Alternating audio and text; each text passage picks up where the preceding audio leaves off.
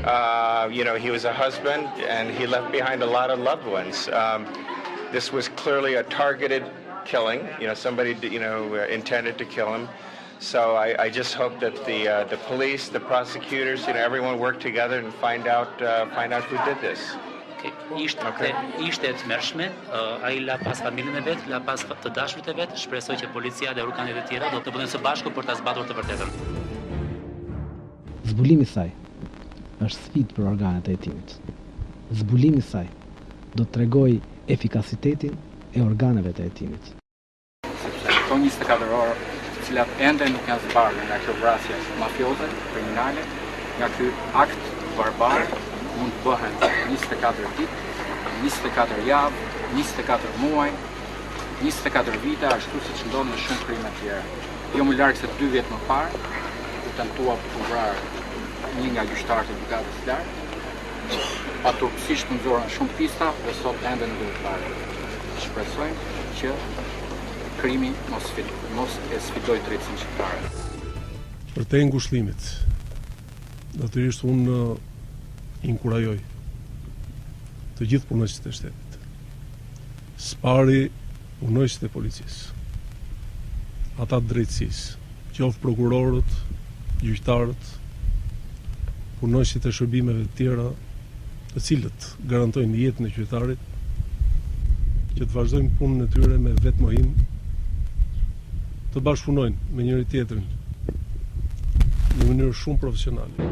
Zbulimi i autorëve dhe frymëzuesve të tyre, vënia përpara drejtësisë dhe ndëshkimi nga ligji kësaj here nuk vlen vetëm për të vënë drejtësi në vend, për të dhënë pak ngushëllim për familjarët dhe qytetarët e këtij vendi, por edhe për dëshmuar se shteti është më i fortë se krimi dhe se ky shtet kërkon ta luftojë realisht krimin dhe se segmentet e tij nuk janë realisht pjesë e vetë krimit. Shpresoj të ndodhë më e mira, por çfarë ka ndodhur deri më dje nuk jep shpresë për më mirë. Ngjarja tragjike të premtes është vetëm një hallk në një zinxhir të gjatë krimesh të tjera të pasbardhur që dëshmojnë të kundërtën. Ngjarja së premtes është në vazhdim e një sëri ngjarjesh të mëparshme që kanë vepruar mbi njerëzit e drejtësisë. Janë një dëshmi e hedhur se sa poshtë ka rënë autoriteti i drejtësisë.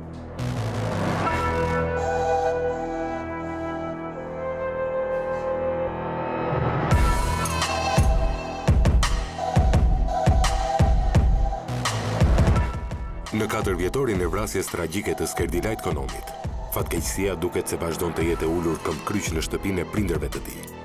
Babait dhe nënës së tij u është dashur të shkruajnë 2 presidentëve, 2 kryeministrave, 2 prokurorëve të përgjithshëm, 2 ministrave të brendshëm dhe 2 ministrave të drejtësisë. Por asnjë përgjigje. Një heshtje varri u tret çdo shpresë për drejtësi 2 pleqve që kanë humbur në luren e moshës djalin e tyre të vetëm. I biri i Skerdit ishte vetëm 3 muaj kur babai i tij u vra barbarisht në qendër të Vlorës. Sot 4 vjeçar, djali i Skerdit duket se është ngushëllimi i vetëm për këtë familje. Po me presidentin Nishani? Me presidentin Nishani nuk ja kam bërë se si t'ja bëj. Kur ai tha jam shumë afër ta zbardh ngjarjen dhe më të nesme ndoli dhe tha më të nesme, mbas një disa kohësh tha që nuk kam thënë ashtu, po kam thënë ashtu. U gazetaren, e falenderoj atë gazetaren, tha nuk jemi në atë televizioni, tha jo të ta kthejmë, tha dhe të thua që ti ke thënë kështu, tha. Mirë pa i ngulta në këmbën e tij që nuk ishte thënë ashtu. Edhe ç'ti veja kot. Isha me shpresë të humbur, s'kisha pse të lodesha edhe tek ai. Ndërsa për vrasjen e Skerdilajtit nuk duket ndonjë shenjë drejtësie në horizont, për pronën që ai sakrifikoi deri dhe jetën e vet, askush nuk ka kurajo të ekzekutojë një vendim që drejtësia shqiptare së paku e ka dhënë. Kalvari gjatë i familjes Konomi, me institucionet shtetërore për pronën e trashëguar, bëri që Skerdilajti diplomuar për drejtësi të merrte vetë përsipër një gjë të tillë. Sipërfaqja e madhe e pronës dhe vendodhja strategjike e saj, me njërin nga pjesët më të bukura dhe të paprekura të Bregdetit shqiptar, e kthyen atë në një moll të ndaluar për familjen Konomi. Por djali vetëm i familjes, i nxitur nga mundimet e pafundme të babait dhe të afërmve të tij, nga egoja profesionale si gjyqtar, vendosi të zgjidhë një rrugë pa krye. Fundi asaj rruge tani dihet.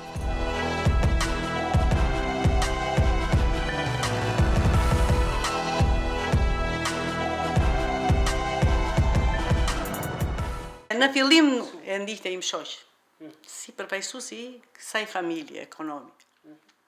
Pastaj më vonë filloi e kishin dhe sa të tjerë, andralle mbas andralle nuk po çanin dot. Dhe ata u bën, me që ti dole gjyqtar. Se ky vazhdoi shkollën, bëri masterin, doli gjyqtar. I thanë, pa hajde na ndihmon, na drejto. Edhe kështu i thot ai Tijatit, babi do ta ashtu unë tha, të vemi ku të vemi. Po e pam ashtu ta që nuk e çajm dot, dhe e lëm në fillim. Këtë mendim kishte. Por si u fut asaj pune me shumë vështirësi, bëri gjyqet, në kthimin e pronës nuk ja kthyen. Duke mos ja kthyer ata u detyruam të kthehemi gjykatës. Bëm gjykatën në shkallës parë në Durrës e fituam. Pastaj na hodhën Avokatuara e Shtetit në gjykatë të shkallës dytë. Edhe aty e humbëm sepse filluan lëvizjet nga të katër anët. E humbëm gjyqin. Megjithatë, nuk e ndërprerën punën këta që mireshin me atë. E vazhduan dhe hodhën për në gjykatë lartë. Aty në gjykatë lartë pastaj, mbasi na erdhi radha, u hodh shorti si u bë. E morën 5 gjyqtar, ku 4 pro dhe 1 shkundër. Fitoi ky janë 14 qershor të 2011-s. Historia nisi pas procesit në gjykatën e shkallës së parë në Durrës. Gjykata e shkallës së parë në Durrës me vendimin numër 2653 të datës 5 tetor 2009 vendos njohjen e pronësisë së trashëgimtarëve ligjor të familjeve, ku është palë dhe familje ekonomi, për një sipërfaqe 157.6 hektar tokë ndodhur pranë fshatit Hamallaj në Durrës, në zonë kadastrale numër 1925. U ktheu në natyrë, sipërfaqja e lirë prej 150.75 hektarësh tokë. U kompensoi sipërfaqen e zënë prej 68.400 metra katror, ose 6.84 hektar. Para se të ndodhte ngjarja, për disa vite më radhë, ai ishte interesuar dhe ka ndjekur proceset në gjykatë në lidhje me pronësinë e trashëguar. Po. Ti si nën, çfarë ke kuptuar tek ajo? Domethënë, cila ka qenë veprimtaria e tij aty? Ka ndjekur gjithë proceset, ka patur pengesa, ka patur shqetësime, nga i vinin problemet që kishte me, domethënë që i pengoi e drejta e cila i takonte me ligj. Tani ne kishim një pronë të trashëguar nga Miltiada Shallvari. Kjo ka qenur me kohë përpara dhe kështu gjyqja jonë ishte pjesë e asaj familje të madhe. Dhe mbas viteve 90 që u kthye prona gjasmja tek i Zoti, si çdo qytetar, si çdo njeri, edhe ne u munduam të mireshim me atë pronë. Gjithë pjesëtarët e asaj familje, jo vetëm ne. Se aty janë 4 kryesor, pastaj trungjet e tjera vën goxha. Sa është ajo sipërfaqe, nëse kujton? Sa bëhet fjalë? Deri na janë kthyer me 1200 te 50-a, 70-a, 1200, nuk e di mirë, hektar, janë hektar. Në Durrës. Për këtë gjë bëhet fjalë. Gjykata vendosi gjithashtu ndryshimin e vendimit numër 380 i datës 28 dhjetor 2007 të zyrës rajonale të kthimit dhe kompensimit të pronave të qarkut Durrës dhe vendimit numër 1069 i datës 24 shtator 2008 të Agjencisë së Kthimit dhe Kompensimit të Pronave Tiranë si më poshtë. U njeh e drejta e pronësisë trashëgimtarëve ligjor mbi një sipërfaqe toke 164.70 hektar, pronë ndodhur në fshatin Hamallaj Durrës. U kthehet në natyrë sipërfaqja e lirë prej 150.54 hektarësh në fshatin Rashbull Durrës. U kompensohet sipërfaqja e zënë prej 14.42 hektarësh. U njeh e drejta e pronësisë mbi një sipërfaqe toke prej 2.229.41 hektarësh, e ndodhur në fshatin Rrushkull Durrës.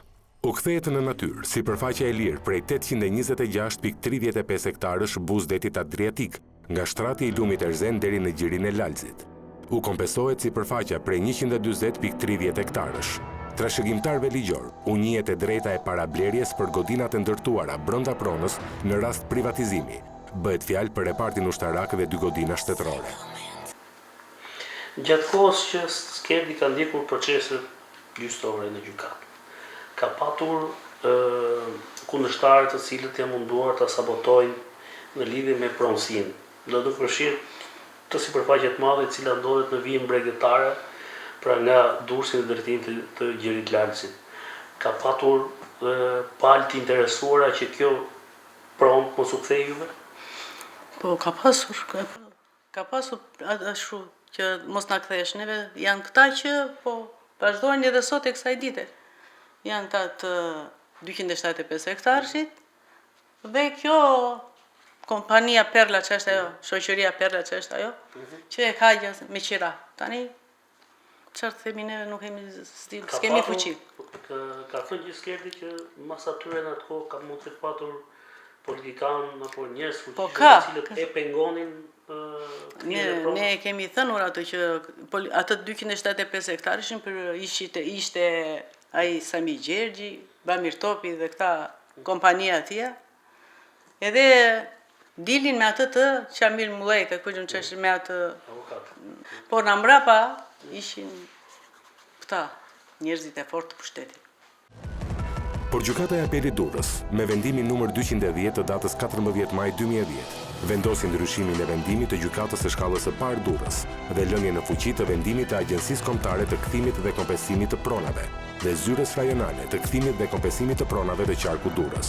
Familja Ekonomi është e bindur se ndërhyrjet politike dhe presionet ndaj gjyqtarëve çuan në një vendim të tillë. Në kur shumur vendimin në gjykatën e apelit,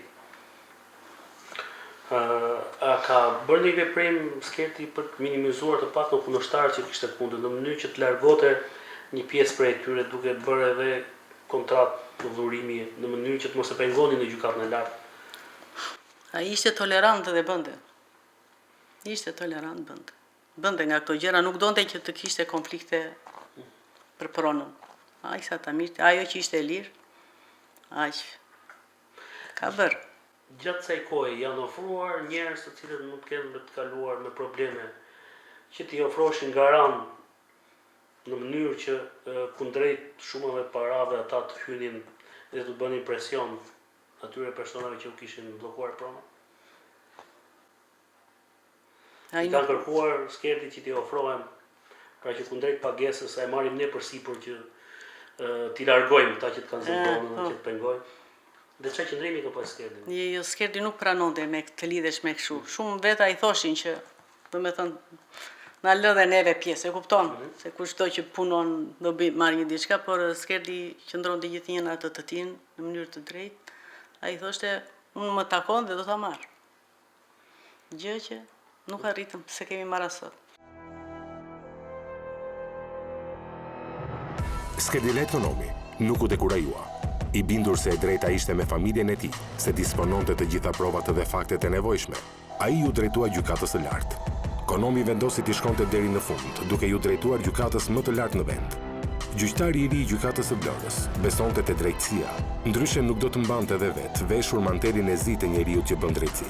Kolegji civil i gjykatës së lartë i përbër nga kryesues Besniki Meraj, antar Gani Dizdari, antar Fatos Lulo, antar Andi Çeliku dhe antar Medi Bici.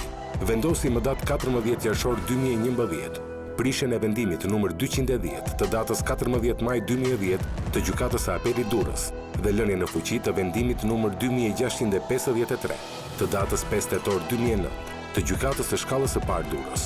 Votimi rezultoi 4 pro dhe një gjyqtar kundër këtij vendimi. Sipas këtij vendimi, trashëgimtarëve ligjor të përfaqësuar nga gjyqtari i gjykatës së shkallës së parë Vlorë, Skerdi Ekonomi, ju kthye pronësia e 1270 hektarëve tokë lirë në Bregdetin Adriatik dhe ju njohej drejta e pronësisë mbi një sipërfaqe toke prej 2229.41 hektarësh, ndodhur në fshatin Rrushkull të Durrësit. Gjatë kësaj kohe që vazhdonin proceset, tentoi Skerdi që të takonte qoftë presidentin, kryeministrin, ministrin e drejtësisë, prokurorin përgjithshëm, në mënyrë që të kërkonte të zgjidhej një drejt e cila i takonte me ligj. Dhe çfarë qëndrimi pati nga ata? E priti kush? Jo, Skerdi ka Me prokurorin e ka takuar, nuk e di, atë Ina Ramën dhe domethënë e mbështeste ajo. E njihte si kështu nëpërmjet të tjerëve, po jo direkt. Kupton? Kurse presidenti do të takonte, pikërisht për këtë pronë, se mori vesh që ishte edhe ai lidhur me atë zonë atje, mirë po si duke presidenti e kuptoi dhe nuk i dha mundësinë ta takonte. Po kryeministri apo Berisha do ka patur parasysh që edhe i ka patur reagim publik në lidhje me këtë pronë në veçantë, duke patur një qëndrim Në fillim kundër asaj që kërkon. Në fillim kryeministrin do ta kishin informuar gabim. Dhe nuk mbante atë qëndrim që mban sot. Por me sa duket ky vendim i gjykatës së lartë, i cili vendosi drejtësi duke u njohur trashëgimtarëve të drejtën mbi një sipërfaqe të lakmueshme toke në bregdetin e Virgjër të detit Adriatik, vulosi dhe fatin e jetës së gjyqtarit Skërdilajt Konomi. Ky vendim që vuloste përfundimisht edhe në formë të prerë fatin e një sipërfaqe të konsiderueshme të bregdetit shqiptar, nga Grutderdha e lumit Erzen deri në gjirin e Lalzit, me sa duket i kaloi saqet. Skërdilajt Konomi, duke hartuar një mbrojtje profesionale para gjykatës së lartë, e kishte mbushur kupën. Ai kishte prekur aty ku nuk duhej.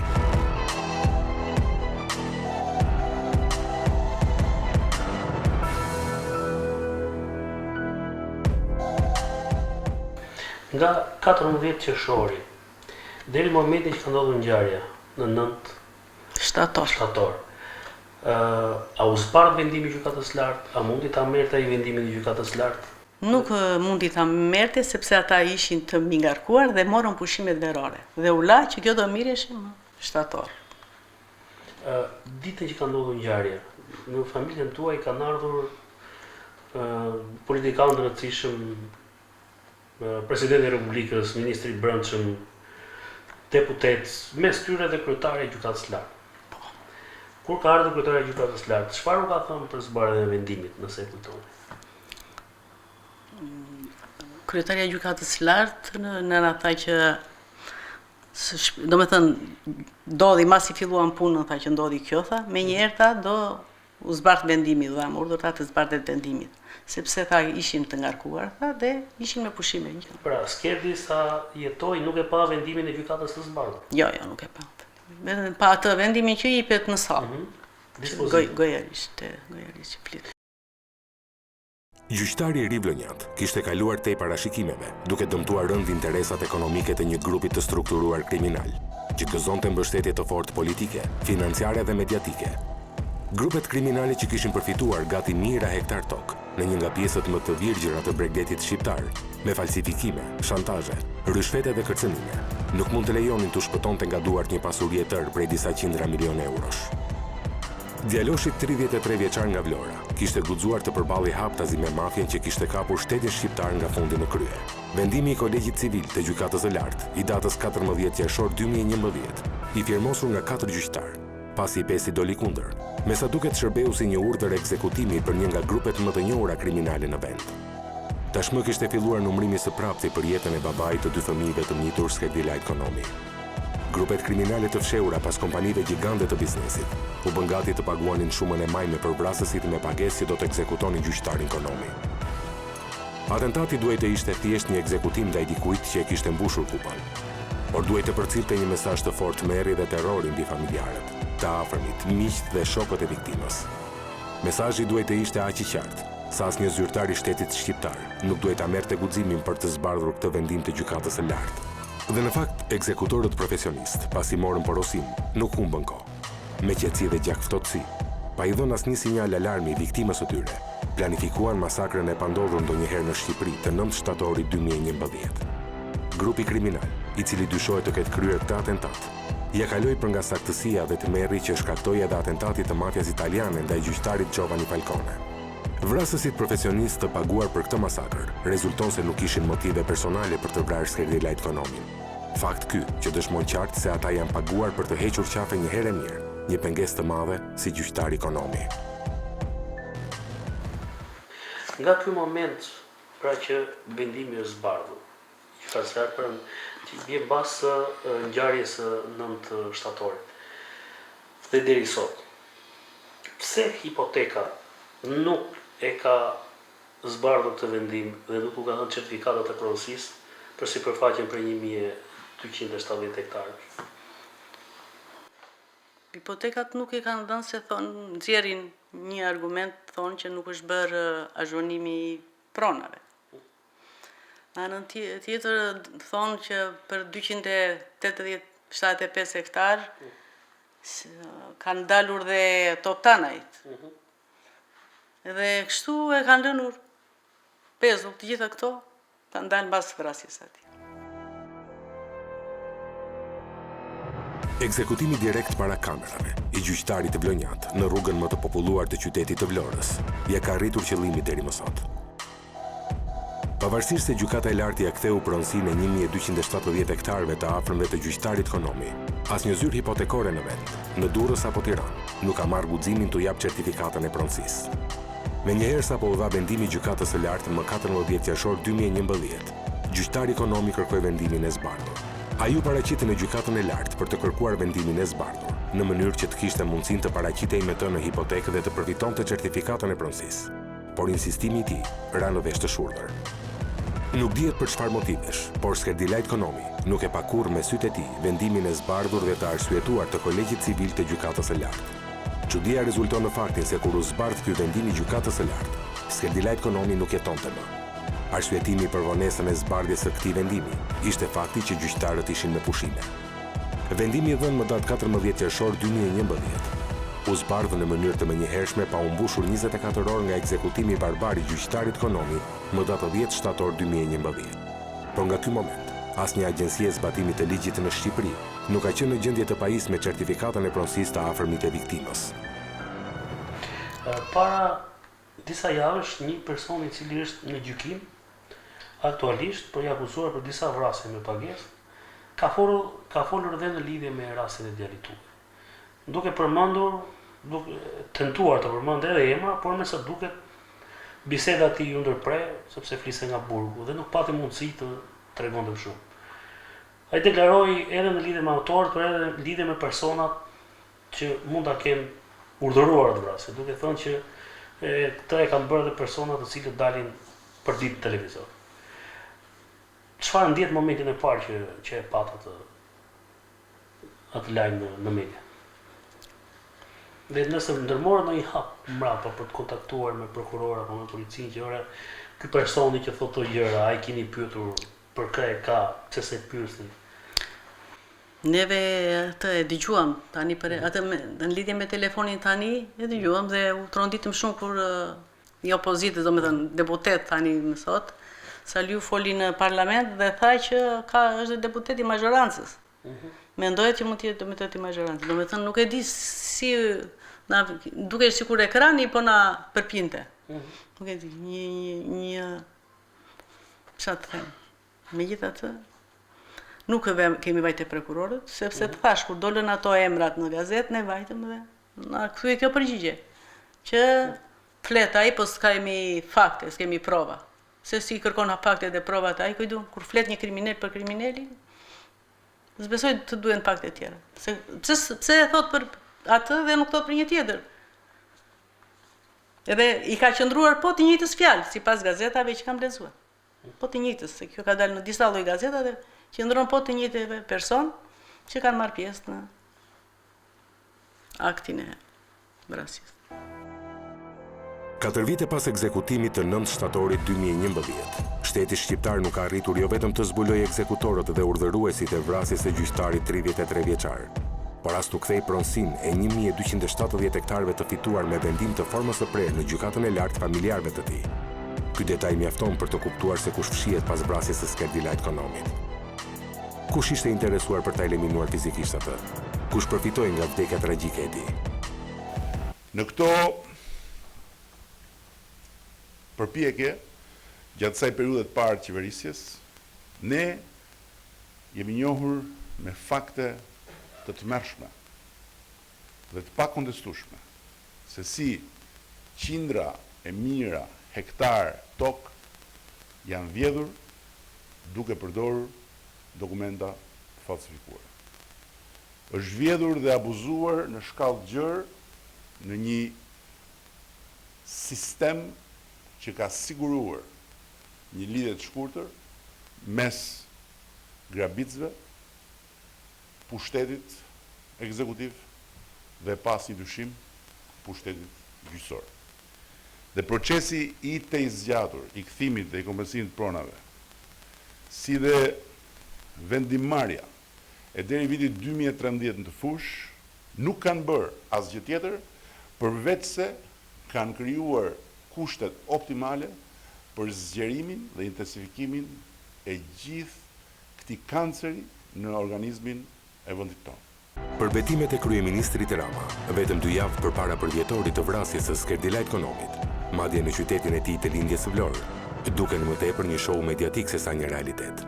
Nëse kryeministri, prokurori i përgjithshëm apo presidenti i vendit firmosin marrëveshje për kthimin e pronave të grabitura nga mafia e tokave dhe ndëshkimin e atyre që kanë vrarë për t'u rrëmbyer pronën në mënyrë të pandershme pronarëve, rasti Konomi është shembulli më tipik. Dhe një rast tjetër në plazhin e Durrësit, ku prona e pozicionuar sipas dokumentave arkivor të origjinës është në maj të Kodrës dhe në brendësi të pjesës së saj, ndërkohë që gjykata e jep në buzë det.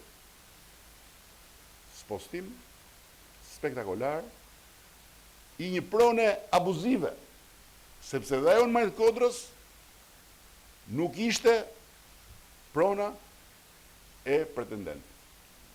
Dhe pretendenti e kërkon në majtë Kodrës, gjykata jep në buzë det. Këto janë grabitje që nuk kanë asgjë të ngjashme jo në Europën ku jetojmë sot, po as në kohën më të errët të perandorisë otomane, e cila, sidoqoftë, në raport me pronën ishte shumë herë më strikte se sa ç'është shteti shqiptar i këtyre 2 dekadave më parshme. Sa kohë që Skerdilait Konomi do të derdhjet në varr pa u zbuluar vrasësit e tij, dhe për sa kohë familjarët e tij nuk do të kenë në duar dokumentat e pronës së tyre, sepse zyrtarët e shtetit shqiptar kanë frikë nga mafia që ka kapur shtetin, deklaratat e kryeministrit Rama do të shërbejnë thjesht për një show ditor të radhës. Kemi një apel drejtuar të paktën tyre që janë sot, të cilët duan apo s'duan e kanë detyrim ligjor për të zgjidhur raste të tilla. Çfarë do të kërkosh? Unë do të kërkoj që si kryeministrit, si ministrit të brendshëm, si presidentin ndjeshta, ai akoma e mban atë post, pavarësisht se mua më zgjidhi kur ishte në që ta zbardhin sa më parë vrasjen e djalit, të më na lirojnë një farë pak nga ajo dhimbje dhe t'ia kthejnë pronën, sepse është një vrasje e dytë për ta.